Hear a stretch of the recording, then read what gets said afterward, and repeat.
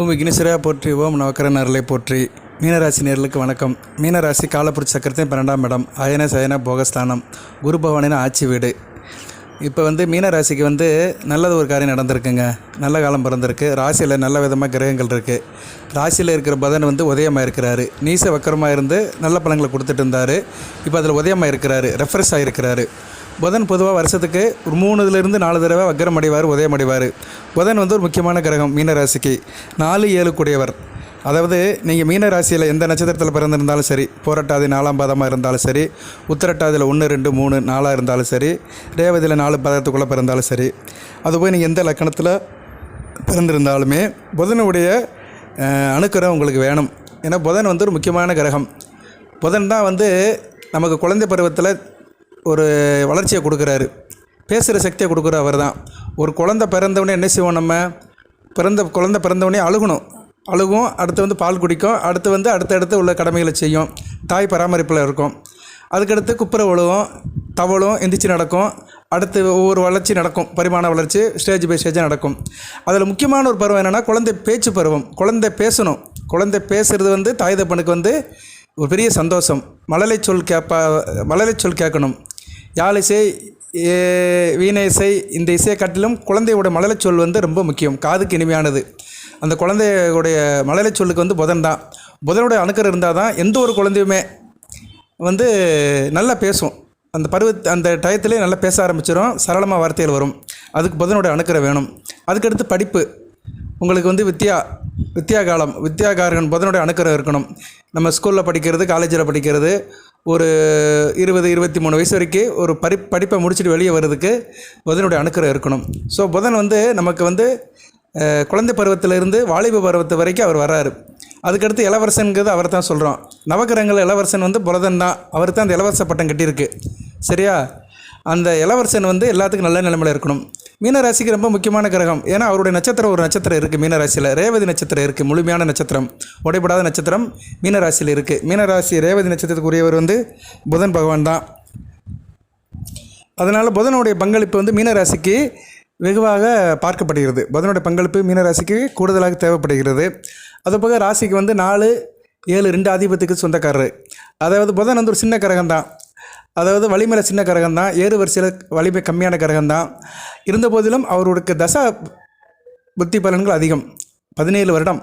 சரியா? நீங்கள் குருதேசில் பிறந்திருந்தாலும் சரி, உத்திரட்டாதி நட்சத்திரம் சனி பகவான் தசையில் நட்சத்திரத்தில் பிறந்தாலும் சரி, புதன் திசையை கடந்து தான் ஆகணும். ரேவதி நட்சத்திரத்தில் பிறந்தீங்கன்னா பிறக்கும் போதே புதன் திசை இருக்கும். ஸோ புதனுடைய காலம் உங்களுக்கு வாழ்க்கையில் ஒரு வாலிப பருவத்தில் போயிடும். சரியா? ஒரு 40 வயசுக்குள்ளே நீங்கள் அதை பார்த்துருவீங்க, 3 நட்சத்திரத்தில் பிறந்தவங்க. ஓகே நேர்களே, அப்பேற்பட்ட புதன் மீனராசி நேர்களுக்கு ஸ்டார்டிங்கில் இருப்பார். ஒரு மனிதனுக்கு வாழ்க்கையில் ஸ்டார்டிங் நல்லா இருக்கணும். அந்த ஸ்டார்டிங் நல்லா இருந்துச்சுன்னா அடுத்தடுத்து நடக்கிற காரியங்கள் நல்லபடியாக நடக்கும். சில பேருக்கு ஸ்டார்டிங் டபுள் ஆயிரும். வாழ்க்கையில் நல்ல படிப்பு வராது, நல்ல வேலை கிடைக்காது, நல்ல திருமணம் ஆகாது, குழந்தை பாக்கியம் தாமதமாகும். இப்படி அடுத்தடுத்து ஏதோ ஒரு பிரச்சனை மாட்டிக்கிட்டாங்கன்னா பின்னாடி வருகின்ற நாட்கள் கொஞ்சம் கஷ்டமாக இருக்கும். பருவத்தில் பயிர் செய்யன்னு சொன்ன மாதிரி உங்களுக்கு பருவத்தில் பயிர் செய்கிறதுக்கு உற்ற கிரகம் புதன் தான். அந்த புதன் இப்போதைக்கு நல்ல நிலைமையில் இருக்கிறாரு. ராசியில் சம்மந்தப்பட்டு இருக்கிறாரு. ராசியில் வக்கர கதியிலிருந்து நிவர்த்தி ஆகிட்டார், உதயமாக இருக்கிறாரு. ஏப்ரல் 19ஆம் தேதி உதயமாக இருக்கிறாரு. சித்திரை 6ஆம் தேதி உதயமானவர் உங்களுக்கு 7ஆம் தேதி வரைக்கும் ராசியில் இருக்கிறாரு. மே 7ஆம் தேதி வரைக்கும், கிட்டத்தட்ட சித்திரை 25 வரைக்கும் இருக்கிறாரு. நல்ல விதமாக தான் இருக்கிறாரு. அதுக்கடுத்து 2ஆம் இடத்துக்கு போயிடுவார். மிகச்சிறப்பு. 2ஆம் இடம் மேசத்தில் சமமாவார், நல்ல விதமாக பார்க்கப்படுகிறது. அடுத்து 3ஆம் இடம் ஸ்தான பலம் பெறுவார், குரு கூட போய் சேருவார். அடுத்து 4ஆம் இடத்துல போய் ஆட்சி பெறுவார். ஸோ அடுத்து புதனுடைய நிகழ்வுகள் நல்லபடியாக தான் இருக்குங்க. புதன் உங்களுக்கு நல்ல நிலைமையில் இருக்கிறாரு. இந்த 7.5 சனி காலகட்டத்தில் புதன் உங்களுக்கு நல்ல ஒரு பலனை கொடுக்குறாரு. இப்போ உதயமான புதன் மீனராசினியர்களுக்கு பலவிதமான ஏற்றமான பலன்களை கொடுக்குறாரு. அதாவது உங்களுக்கு குரு பயிற்சி, குரு 3ஆம் இடத்துக்கு போகிறாரு. 3ஆம் இடத்துல குரு போகிறது பகைமை தான், அதை இல்லைன்னு சொல்ல முடியாது. குரு பகைமைத்தன்மையில் தான் இருப்பார். ரிஷபம் அவருக்கு பகைமையான வீடு தான், சுக்கரனுடைய வீடு தான். மீனராசிக்கு 3ஆம் இடம் உபசேன சாணம் தான். இருந்தாலும் குரு தான் ஒரு வீட்டுக்கு 6ஆம் வீடுக்கும், இன்னொரு வீட்டுக்கு 3ஆம் வீட்டில் மறைகிறாரு. இருந்த போதிலும் அங்கே உள்ள நட்சத்திரங்கள் உங்களுக்கு சாதகமான நட்சத்திரங்கள். சூரிய நட்சத்திரத்தை தவிர செவ்வாய் சந்திரன் நட்சத்திரம் நல்ல அமைப்பு தான். நான் ஏன் குருவை இப்போ சொல்கிறேன்னா, குரு 3ஆம் இடத்துலேருந்து உங்கள் ராசிக்கு 7, 9, 11ஆம் இடங்களை பார்ப்பார். நல்ல ஆதிபத்திய இடங்களை பார்ப்பார். ஏன்னா 3 இடமே நல்ல ஆதிபத்திய இடம் தான். குரு பயிற்சி சுமாராக இருந்தாலுமே, குரு 3ஆம் இடத்துல உட்காந்தாலுமே, அவர் அந்த 3ஆம் இடம் ஆதிபத்திய விசேஷம் இல்லாமல் இருந்தாலுமே அவர் பார்க்குற இடங்கள் வந்து மீனராசிக்கு வந்து அளப்பரிய யோகத்தை கொடுக்குற இடங்கள் 7ஆம் இடம், 9ஆம் இடம், 11ஆம் இடம். கலஸ்தரஸ்தானம், கூட்டு தொழில், பங்கு சந்தை, கணவன் மனை உறவு, தாம்பத்தியம், இப்படி நிறையா சொல்லலாம். 9ஆம் இடம் பாக்கியஸ்தானம், வெற்றி ஸ்தானம். 11ஆம் இடம் லாபஸ்தானம். ஸோ ஒரு மனிதனுக்கு 3 ரொம்ப முக்கியம். கணவன் மனை உறவு, தாம்பத்தியம், சொந்த பந்தங்களுடைய நட்பு, அதுக்கடுத்து தொட்டக்காரியம் தொடங்குறது, மகாலட்சுமியுடைய யோகம், அதுக்கடுத்து லாபம். இது 3மே வந்து குரு கொடுத்துருவார் குரு பயிற்சியில் உங்களுக்கு. இப்போ அதுக்கு முன்னாடி அச்சாரமாக வந்து புதன் வந்து நல்ல நிலைமைக்கு வராரு. குரு ஒரு யானை. ஏன்னா குருவுடைய வாகனமே யானை தான். யானை வரும் பின்னே, மணி ஓசை வரும் முன்னே. இப்போ வந்து குரு பயிற்சி வந்து உங்களுக்கு நல்ல விதமான பலன்களை கொடுக்கும் மீனராசிக்கு. சரியா? மறைமுகமாக கொடுக்கும், நேரடியாக கொடுக்காது, இன்டைரக்டாக கொடுக்கும். அந்த இன்டைரக்டாக குரு பலன்களை கொடுக்கறதுக்கு முன்னாடியே புதன் வந்து டைரெக்டாக உங்களுக்கு நல்ல பலன்களை கொடுக்குறாரு. புதன் வந்து உங்களுக்கு டைரெக்டாக நல்ல பலன்களை கொடுக்குறாரு. சுக்கிரனும் அடுத்தடுத்து நல்ல நிலைமைக்கு வராரு. இப்போ மீனராசிக்கு எடுத்துட்டோம்னா சுக்கிரன் புதன் சஞ்சாரங்கள் அடுத்தடுத்து நல்ல நிலைமையில் இருக்குங்க. 2 இயற்கை சுபகிரகங்கள் நல்ல நிலைமையில் போகிறதுனால மீனராசிக்கு வந்து இந்த 7.5 சனியில், விரைய சனியில் நல்ல ஒரு ஏற்றமாக இருக்குது. சித்திரை மாதத்துலேருந்து நல்ல ஒரு மாற்றம் தெரியுங்க. சரியா? மீனராசிக்கு வந்து சிறப்பாக இருக்குது. அது குறிப்பாக ராமநவமியிலேருந்து ஒரு மாற்றம் இருக்குது. அடுத்து சித்ரா பௌர்ணமி வருது. சரியா? சித்ரா பௌர்ணமி வந்து இன்னும் வருகிற செவ்வாய்க்கிழமை சித்ரா பௌர்ணமி. ஆமாம், செவ்வாய்க்கிழமை சித்ரா பௌர்ணமி பெரிய விசேஷம். சரியா? மதுரையில் திருக்கல்யாணம் முடிஞ்சு கள்ளழகர் பெருமாள், சுந்தரராஜ பெருமாள் வைகாட்டில் எழுகிற நாள் வந்து சித்ரா பௌர்ணமி தான். சித்ரா பௌர்ணமி முன்னிட்டு கிரக நிலையில் ஒரு மாற்றமும் நடக்கும். ஏன்னா முக்கியமான பௌர்ணமி சித்ரா பௌர்ணமி. சூரியனும் சந்திரனும் சமசத்துவமாக சந்திச்சுக்கிடுவாங்க. உச்ச சூரியனை சந்திரன் சந்திப்பார். நல்ல விதமாக பார்க்கப்படுகிறது, சமசத்துவமாக பார்ப்பார். அதுக்கு வந்து பலன்கள் கூடுதலாக இருக்கும் மீனராசிக்கு. அதுக்கு நான் தனியாக வீடியோ போடுறேன். சரியா? அதுலேயும் வந்து பலன்கள் நல்ல விதமாக பார்க்கப்படுகிறது. சந்திரனுடைய அந்த பார்வையில் 4 கிரகங்கள் வந்து உங்கள் ராசிக்கு நல்ல ஒரு சப்போர்ட் பண்ணுது, சிறப்பாகவே இருக்கும். அதுக்கு ஒரு முன்னோட்டமாக தான் அந்த புதனுடைய பலனை போடுறேன். ஏன்னா புதன் வந்து இப்போ உதயமாயிட்டார். உதயமான புதன் வந்து மீனராசிக்கு அவருடைய காரகத்துவத்தையும் ஆதிபத்திய விஷயத்தையும் கொடுப்பாரு. காரகத்துவம்னா என்ன? நல்ல ஒரு அறிவுபூர்வமாக இருப்பீங்க, புத்திசாலித்தனமாக இருப்பீங்க. அது படிக்கிற மாணவராக இருந்தாலும் சரி, யாராக இருந்தாலும் சரி, ஆணாக இருந்தாலும் சரி, பெண்ணாக இருந்தாலும் சரி, ஒரு புத்திசாலித்தனமாக இருப்பீங்க, அறிவுபூர்வமாக இருப்பீங்க. எந்த ஒரு காரியத்தையும் சமயோத புத்தியோடு செய்வீங்க, மற்றவங்கள்ட்ட கேட்டு செய்வீங்க. நீங்கள் செய்கிற காரியத்தில் ஒரு தடமாற்றம் இருக்காது. எதுலேயும் புள்ளி வரத்தோடு இருப்பீங்க, கணக்கு பண்ணி வேலை செய்வீங்க. சரியா? கணக்காக இருக்கும் எதுவுமே. சரியா? அந்த இதை வந்து புதன் வந்து சிறப்பாக செய்வாருங்க. அதனால் நீங்கள் வந்து செய்கிற காரியத்தில் பிசகு இருக்காது, மிஸ்டேக் வர்றதுக்கு வாய்ப்பில்லை. நீங்கள் எந்த காரியம் பண்ணாலும் சரி, உத்தியோகமாக இருந்தாலும் சரி, தொழிலாக இருந்தாலும் சரி, வியாபாரம் இருந்தாலும் சரி, புதன் ஒரு வியாபார கிரகம். அதனால் மீனராசியை சேர்ந்தவங்களுக்கு வியாபாரம் வந்து சிறப்பாக இருக்கும். வியாபாரத்தில் நுணுக்கத்தோடு, நுட்பத்தோடு, அறிவுத்தோடு நல்லபடியாக செய்வீங்க. வியாபாரத்தில் எதிர்காலம் வேண்டி நல்ல பிளானிங்லாம் பண்ணுவீங்க. வியாபாரம் தொடர்பாக எதனாச்சும் ஒரு நீங்கள் விஷயத்தில் கலந்துக்கிட்டிங்கன்னா, ஆரம்பிக்கிறீங்கன்னா இந்த காலகட்டம் வந்து உகந்ததாக இருக்குது. சரியா? அடுத்தது நல்லா தான் இருக்குது. 2ஆம் இடத்துக்கு போனாலுமே நல்லா தான் இருக்குது உங்களுக்கு. சரியா நேர்களே? அவர் வந்து மேசத்துக்கு போகிறதுமே நல்ல அமைப்பு தான். 8ஆம் இடத்தை பார்ப்பார், அருமையான அமைப்பு. சரி, 8ஆம் இடத்தை புதன் பார்க்குறது வந்து ஏற்றுமதி இறக்குமதி வியாபாரத்தில் இருக்கிறவங்களுக்கு மிகச்சிறந்த பலனை கொடுப்பாரு. இப்போ ராசியில் இருந்துக்கிட்டு ராகுவையும் சுக்கிரனையும் சுபத்தப்படுத்துகிறாரு. சுக்கிரன் ஏற்கனவே இயற்கை சுபர் தான். அவரை சுபத்தப்பட வேண்டிய அவசியம் இல்லை. ராகுவை சுபத்தப்படுத்துவார் உதயமான புதன். ராகு ராசியில் சுபத்தம் மாறதுனால உங்கள் மனசில் இருந்த சஞ்சலங்கள்லாம் சரியாக போயிடும். ஏன்னா ராகு ராசியில் இருக்கக்கூடாது பொதுவாக. ஏன்னா அது ஒரு சாயா கரகம், சர்ப்ப கரகம். நான் நிறைய வீடியோவில் சொல்லியிருக்கிறேன். நம்ம வீடியோ பார்க்குறவங்களுக்கு நல்லா தெரியும். ஸோ அப்பேற்பட்ட ராகு வந்து இப்போதைக்கு உங்கள் ராசியில் இருக்கிறாரு. அவர் இருக்கிறது வந்து நல்ல விஷயமாக பார்க்கப்படாது. ராகு எப்போ ராசியை விட்டு போகிறாரோ அப்போ தான் மீன ராசிக்கு வந்து ஒரு ஒளி கிடைக்கும். சரியா? ராசியில் வந்து ஒரு ஒளி வெள்ளம் பாயும். இப்போதைக்கு வந்து ராசியில் அவர் இருக்கிறது வந்து ஒரு என்ன சொல்கிறது, ஒரு டிம்மாக தான் இருக்குது. ஒரு என்ன சொல்கிறது, டிம்மாக தான் இருக்குது, பிரைட்னஸ் இல்லாமல் தான் இருக்குது உங்கள் ராசிக்கு. அந்த அமைப்பெல்லாம் இப்போ கொஞ்சம் மாறும். புதன் வந்து அதெல்லாம் கொஞ்சம் சரி பண்ணுவார். சரியா? மே 7ஆம் தேதி வரைக்கும் புதன் வந்து ராகுவை சுபத்தப்படுத்துவார். ராகு 2 வகையில் சுபத்தப்படுறாரு. சுக்கிரனாலும் புதனாலும் சுபத்தப்படுறதுனால ராகுவுடைய தாக்கம் நல்லபடியாக இருக்கும். ராகு வந்து குரு வீட்டில் இருக்கிறனால குரு மாதிரி தான் ஆக்ட் பண்ணுவார். ஸோ கிட்டத்தட்ட குரு தான் உங்கள் ராசியில் இருக்கிற மாதிரி. அதனால் எப்படி இருக்கும்னா 1-10 இடங்கள் வலுப்படும். நீங்கள் நல்லா இருப்பீங்க. மனதாலும், நினைவாலும், செயலாலும், சிந்தனையாலும் நல்லா இருப்பீங்க. உங்கள் முகம் நல்லா இருக்கும். மனதுக்குள்ள ஒரு நல்ல சந்தோஷம் இருக்கும்.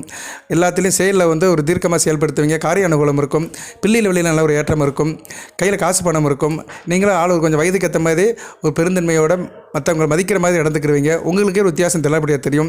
தொழில் மிகச்சிறப்பாக இருக்கும். சரியா? கொடுக்கல் வாங்கல், ஃபினான்ஸ் தொழில், நகை கடலை வச்சுக்கிறவங்க, பேங்கில் வேலை பார்க்குறவங்க, கணக்கு சம்மந்தப்பட்ட வேலையில் இருக்கிறவங்க, அரசு கருவூலத்தில் இருக்கிறவங்க, எங்கெல்லாம் பணம் நடமாட்டம் இருக்கோ அந்த இடத்துல வேலை பார்க்குறவங்களுக்கெல்லாம் மிகச்சிறப்பாகவே பார்க்கப்படுகிறது. ஸோ ராகு வந்து நல்ல பலன்களை கொடுக்காரு. எதிர்பாராத அதிர்ஷ்டத்தை கொடுப்பார் ராகு. ராகு வந்து ஒரு மர்ம கிரகம், மந்திரஜால உள்ள கிரகம். அவர் வந்து இப்போ சுபத்துவம் மாறதுனால உங்களுக்கு மே 7ஆம் தேதி வரைக்கும் திடீர் அதிர்ஷ்டம், விபரீத ராஜயோகம் கிடைக்கும். எதிர்பாராத பணமெல்லாம் வரும். சில பேர் வந்து சில தொழில் பண்ணுவாங்க, வெளி உலகத்துக்கு தெரியாமல் சில தொழில் பண்ணுவாங்க சட்டத்துக்கு உட்பட்டு. அந்த தொழில் பண்ணுறவங்களுக்குலாம் நல்ல வருமானம் இருக்கும், நல்ல ஒரு மாசை காட்டுவார் ராகு. சரியா? கிரகங்களுடைய பலன்கள் இப்படி தாங்க இருக்கும். ஒரு கிரகத்தை பற்றி பேச போனோம்னா அந்த கிரகத்துடைய தாக்கமுள்ள கிரகம் வேறொரு பலனை கொடுக்கும். ஸோ ஜோதிடத்தில் வந்து இது பெரிய சூட்சமம். இதுதான் இப்படி இருக்குன்னு நம்ம வந்து டக்குன்னு சொல்லிட முடியாது. அதுக்குள்ளே நிறைய உள்ளுக்கு சூட்சமாக இருக்கும், நிறைய நெளிவு சுழிவு இருக்கும். அதெல்லாம் பகுத்தாய்ந்து பேசுகிறதா ஒரு ஜோதிடரோட கடமை. ஓகே, அதெல்லாம் ஒரு பக்கம் இருக்கட்டும். இப்போ வந்து புதன் உதயமாயிருக்கிறாரு, நல்ல விதமாக தான் பார்க்கப்படுகிறது. புத்தாண்டில் உதயமாயிருக்கிறாரு. புத்தாண்டில் உதயமாகி உங்கள் ராசிக்கு நல்ல ஒரு பலனை கொடுக்குறாரு. 4 கூடிய ஒன்று ராசியில் உதயமாகிறதுனால தாயுடைய அன்பு கிடைக்கும், தாயாருடைய பராமரிப்பு இருக்கும், தாய் வழி சொத்துக்கள் கிடைக்கும், தாய்க்கும் உங்களுக்கும் உள்ள உறவு நல்லபடியாக இருக்கும், தாய் வழி உறவினர்களை நல்லபடியாக அவங்களை பார்த்துக்குருவாங்க. உங்களுக்கு வித்தியாசம் தெரியும். தாயுடைய தேக ஆரோக்கியம் நல்லாயிருக்கும். இவ்வளோ நாளாக தாயால் சில பிரச்சனை வந்திருக்கும். சில பேருக்கு தாயுடைய உடல்நலம், தாய்க்கு உங்களுக்கும் உள்ள உறவு முறையில் சில டிஸ்டன்ஸ் மெயின்டைன் பண்ணது இதெல்லாம் இருந்திருக்கும். அதெல்லாம் இப்போ நேராகி சீராகி ஒரு நல்ல விதமாக இருக்கும். அதுபோக வந்து உறவு முறையை விட்டு விவசாயம் பண்ணுறவங்களும் நல்லாயிருக்கும், விவசாயம் பண்ணுறவங்க நல்லாயிருக்கும், வேளாண் விளைபொருள் உற்பத்தி பண்ணுறவங்க, விற்பனைக்கு அதை கொண்டு போவாங்க, வேளாண் விற்பனை கூடத்தில் பொருள் விற்பனை பண்ணுறவங்க, காய்கறி வியாபாரமாக இருந்தாலும் சரி, பூ வியாபாரமாக இருந்தாலும் சரி, மொத்த வியாபாரம் அந்த கிட்டைங்களை போய் வேறு ஒரு சில வேலை பார்க்குறவங்க, அங்கே பொருளை கொடுக்குறவங்களுக்கெல்லாம் நல்ல விதமாக இருக்கும். சரியா? அவங்களுக்கெல்லாம் மிகச்சிறப்பாக இருக்கும், வியாபாரம் நல்லபடியாக இருக்கும். அதுபோக ட்ராவல்ஸ் டிரான்ஸ்போர்ட் வச்சுக்கிறவங்களுக்கு மிக இருக்கும். ராகுவோட புதன் சேர்றதுனால வேகமாக உறுதி பண்ணுறவங்க, ராகு வந்து எப்பயுமே வந்து இந்த இயந்திரத்தை குறிக்கிற கிரகம், அது வேகமாக ஊறுது ஊர்திகள், ஃபாஸ்ட் பேசஞ்சர்னு சொல்கிற மாதிரி. ஸோ அதில் புதன் சேர்றதுனால வண்டி வாகனத்துக்கு ஃபினான்ஸ் கொடுக்குறவங்க, பணம் கொடுக்குறவங்க, கடன் கொடுக்குறவங்க, ஃபினான்ஸ் நடத்துகிறவங்க நல்லாயிருக்கும். ட்ராவல்ஸ் டிரான்ஸ்போர்ட் வச்சுருக்கிறவங்களுக்கு மிகச்சிறப்பாக பார்க்கப்படுகிறது.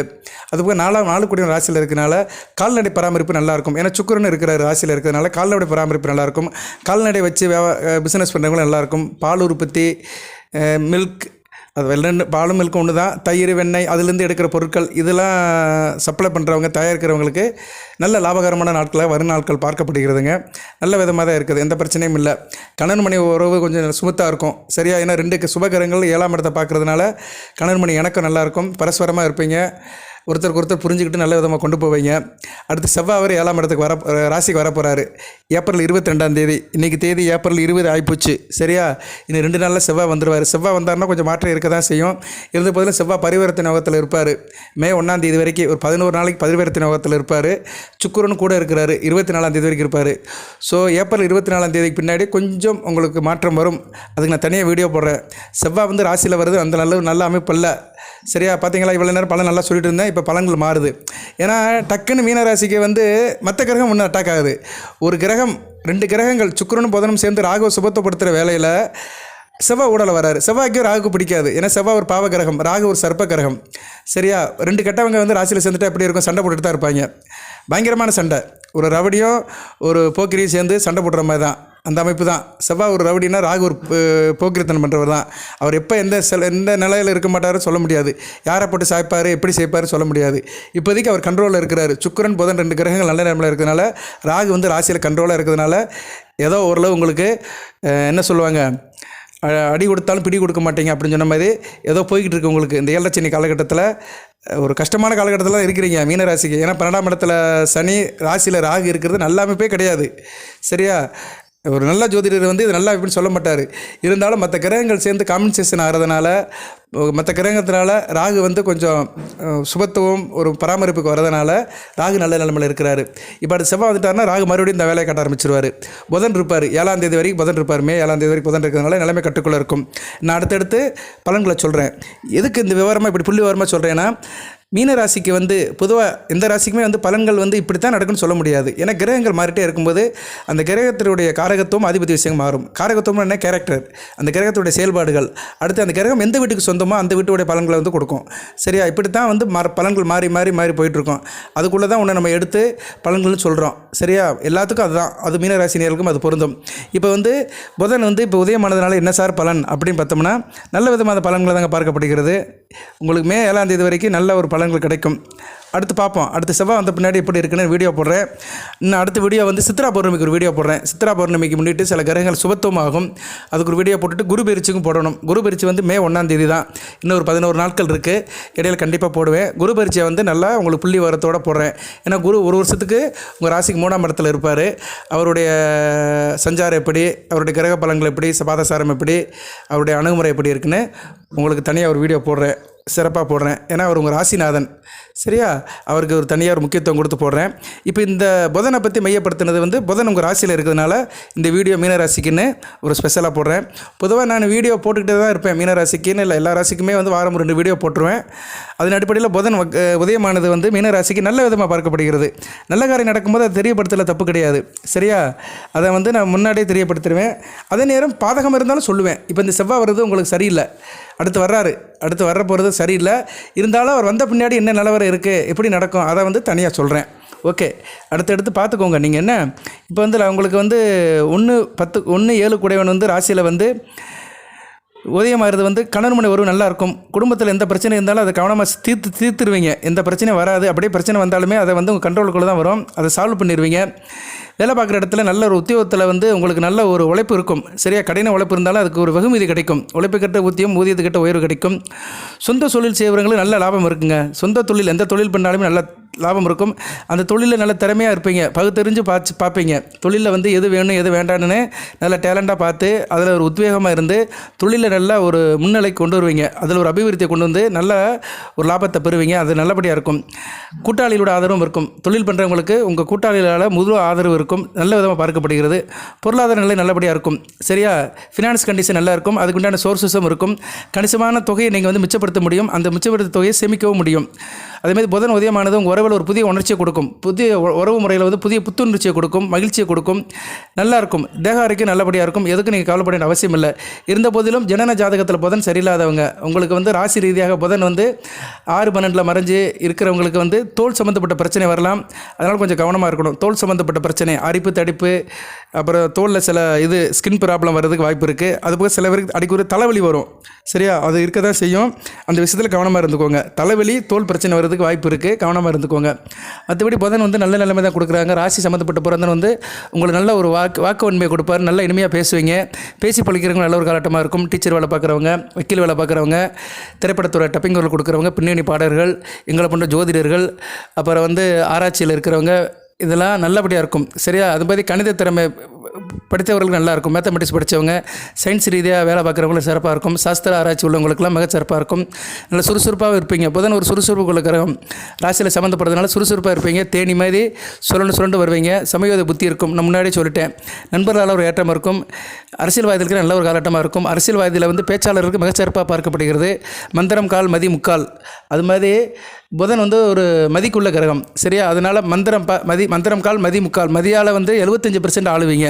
சிறப்பாக பார்க்கப்படுகிறது. நல்ல புகழ் வரும். புகழ் அந்தஸ்து உங்களுக்கு நல்லபடியாக பார்க்கப்படுகிறது. நீங்களும் நல்லா இருப்பீங்க. மற்றவங்களுக்கும் உதவி பண்ணுவீங்க. அந்த கருணை, காரணியம், ஈகை குணம் எல்லாமே நல்லபடியாக இருக்கும். மந்திர சித்தியும் இருக்கும், சரியா? நான் ஏற்கனவே சொன்னபோது மந்திரங்கால் மதி முக்கால் சொன்னபோது அந்த அமைப்பு இருக்கும். சில பேருக்கு வந்து மருத்துவத்துறையில் இருக்கிறவங்களுக்கு நல்ல ஒரு ஏற்றம் இருக்கும், சரியா? ஃபார்மசி முடித்தவங்க, பிஃபார்ம் படித்தவங்க, எம்பிபிஎஸ் படித்தவங்களுக்குலாம் நல்ல ஒரு காலகட்டமாக பார்க்கப்படுகிறது. எல்லாத்துக்கிட்டையும் நல்ல ஒரு பேர் எடுப்பீங்க. போட்டி பந்தயத்தில் வந்து உங்களுக்கு வெற்றி வாய்ப்புகள் நல்லபடியாக கிடைக்கும், சரியா? அதே மாதிரி கண்ணு பார்த்தா கை செய்யும். எந்த தொழிலுமே பார்த்தாலும் நல்லா செய்வீங்க. கைத்தொழில் பண்ணுறவங்களும் நல்லாயிருக்கும். புதன் வந்து ஒரு கைத்தொழிலுக்குள்ள கிரகம். அதனால் கைத்தொழிலுக்குள்ள கிரகங்கள் நல்லாயிருக்கும், சரியா? குறிப்பாக வந்து இயந்திரம் சம்மந்தப்பட்ட தொழில், டெய்லரிங் வேலை, மிஷின் வேலை, எம்ப்ராய்டரி போடுறது, பெண்கள் சம்மந்தப்பட்ட கைத்தொழில் வேலைகள் நல்லாயிருக்கும். ஏன்னா சுக்கிரன் வேறு ராசியில் இருக்கிறாரா, அதுக்கு வந்து நல்ல ஒரு ஏற்றத்தை கொடுப்பாரு. நல்ல விதமாக பார்க்கப்படுகிறதுங்க. மீன ராசிக்கு வந்து இந்த காலகட்டம் வந்து மிகச்சிறப்பான காலகட்டமாகவே பார்க்கப்படுகிறது. சரி, அடுத்த பலன்கள் அப்படின்னு பார்த்தோம்னா, அடுத்து இந்த வருகின்ற காலத்தில் எப்படி சார் பலன் இருக்குது அப்படின்னு பார்த்தீங்கன்னா, தேகாரிக்கு நல்லா தான் இருக்கும், சரியா? எதுவுமே மனதில் வந்து ரொம்ப மனசுக்கு யோசனையை கொடுக்காதீங்க. ரொம்ப யோசனை பண்ணிங்கன்னா சில மன உளைச்சல் வரத்தான் செய்யும். அதனால் எதுவுமே டேக் இட் ஈஸி பாலிசியில் இருங்க, சரியா? அது நல்லபடியாக உங்களுக்கு பார்க்க நல்லபடியாக இருக்கும். நல்ல ஏர்னிங் பண்ணுறதுல விரைவாக இருப்பீங்க. படாப்பட்டாக இருப்பீங்க. நல்ல பல வகையில் வருமானம் வரும். நல்ல சுறுசுறுப்பாக இருப்பீங்க. நான் சொன்ன மாதிரி தான். அதனால் நல்லா பெர்ஃபார்ம் பண்ணுங்கள். நல்ல வேலை பாருங்கள். நல்ல சம்பாத்தியம் பண்ணுங்கள். குறிப்பாக தொழில் வியாபாரம் பண்ணுறவங்களுக்கு மிக சிறப்பாக இருக்கும். நல்ல வாரமாகவே இருக்குது. அடுத்தடுத்து நல்ல காரியங்கள் நடக்குது உங்களுக்கு, சரியா? செவ்வாய் ராசிக்கு வந்தாலுமே செவ்வாய் வந்து உங்கள் ராசிக்கு 2-9 குடைவன் தான். தன குடும்ப ஸ்தானாதிபதி, பாக்கிய ஸ்தானாதிபதி தான். அந்தளவுக்கு ரொம்ப ஒரு விரயத்தை கொடுக்க மாட்டாருமே 1ஆம் தேதி வரைக்கும். ஏன்னா அவர் வந்து பருவத்தின் யோகத்தில் இருப்பார்.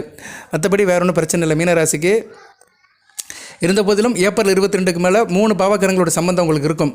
ராகு ராசியில் இருப்பார், செவ்வாய் வந்துடுவார், 12ஆம் இடத்துல வேறு சனி இருப்பார். ஸோ சனி செவ்வாய் ராகு இந்த அமைப்பு வந்து 12-1 இருக்கிறதுனால கொஞ்சம் விரயம் இருக்கும். விரயத்துக்கு நீங்கள் ஆட்படுவீங்க. விரயத்தை மட்டும் குறைச்சிக்கோங்க, செலவை வந்து குறைச்சிக்கோங்க. இந்நேரம் பொருள் வர்றதுக்கு வாய்ப்பு இருக்குது. கையில் காசு பணம் புழங்குறதுக்கு நல்ல நேரங்காலமாக இருக்குது. இந்நேரத்தில் வந்து பணத்தை பிடிச்சி வச்சுக்கோங்க. செலவு பண்ணாதீங்க, உதாரித்தனமாக இருக்காதீங்க. பணத்தை தேவையறிஞ்சு செலவு பண்ணுங்கள். பாத்திரம் எறிஞ்சு பிச்சை போடுங்க. அது மாதிரி யாருக்கு என்ன செலவு பண்ணணும் அப்படின்னு யோசனை பண்ணுங்கள். யோசனை ரொம்ப முக்கியம். ராசியில் புதன் இருக்கிறதுனால யோசனை பண்ணுவீங்க. சரியா? யோசனை பண்ணாலுமே சில நேரம் அதில் வந்து அவசரப்பட்டு செஞ்சுருவீங்க. ஏன்னா செவ்வாய் வந்துட்டாருன்னா அவசரப்படுவீங்க. ராசியில் செவ்வாய் வந்துட்டாலே அவசரம் இருக்கும். டென்ஷன், படபடப்பு, வேகமாக இருக்கிறது, மற்றவங்க பேச்சை கேட்காமல் இருக்கிறது, தான் சௌரியத்துக்கு செய்கிறது, இப்படிலாம் ஒரு குணத்தை வந்து செவ்வாய் கொடுப்பாரு. அதனால் மீனராசினியர்களுக்கு முன்னாடியே சொல்கிறேன், அடுத்து செவ்வாய் பயிற்சிக்கு பின்னாடி ஏப்ரல் 22ஆம் தேதிக்கு பின்னாடி ஒரு 35-40 நாளைக்கு வந்து கொஞ்சம் பதற்றத்தோடு தான் இருப்பீங்க. பதற்றத்தை குறைச்சிக்கோங்க. பதற்றத்தை குறைச்சிட்டாலே பாதி வெற்றி தான். மற்றபடி உங்களுக்கு வந்து மற்ற கிரகங்கள் நல்லா இருக்குது. சுக்கிரன், புதன், குருலாம் அடுத்தடுத்து நல்ல நிலைமைக்கு போகிறாங்க. வாழ்த்துக்கள். இப்போதைக்கு வந்து நீங்கள் முருகப்பெருமானை கும்பிடுங்க. இப்போ இருந்தே கும்பிட ஆரம்பிச்சிருங்க. ஏன்னா செவ்வாய் பயிற்சி 22ஆம் தேதி, இந்த 2 நாள் கழித்து பயிற்சி ஆயிடுவார். முருகப்பெருமானை கும்பிடுங்க. கந்தசஷ்டி கவசத்தை செவ்வாய்க்கிழமை தோறும் படிங்க. அதை இப்போயே படிக்க ஆரம்பிச்சிட்டிங்கன்னா உங்களுக்கு செவ்வாயால் எந்த பிரச்சனையும் இருக்காது. சரியா? செவ்வாய் மீனராசிக்கு வேண்டிய கிரகமாக இருந்தாலுமே அவர் ஒரு பாவ கிரகம். ராசியில் சம்மந்தப்படும் போது உங்களை கொஞ்சம் டென்ஷன் ஆக்குவார். சரியா? புரிதல் இல்லாமல் இருக்கும். புதன் இருக்கிறதுனால ஓரளவு பேலன்ஸ் ஆகும். இருந்த போதிலும் அந்த பிரச்சனை தான். பிரச்சனை இருக்கும். பட் அந்த பிரச்சனையுடைய வீரியம் கம்மியாக இருக்கும். அவ்வளோதான். ஜோதிடத்தில் எதுவுமே இப்படி தான் பலன்கள் போகும். எதுவுமே இல்லாமல் இருக்காது. பட் அதோடைய சதவீதம் முன்னுக்கு பின் குறையாக இருக்கும். எப்போயுமே சொல்கிறாங்கள்ல, அதோடைய தாக்கம் வந்து கம்மியாக இருக்கும் அப்படிம்பாங்க. சரியா? இப்போ நல்லா வெயில் அடிக்குது, சாயந்தரம் நல்லா மழை பெஞ்சிருச்சு வச்சுக்கோங்களேன். கோடை மழை பெஞ்சிருச்சுன்னா நைட்டில் குழுன்னு தூங்கிடலாம்.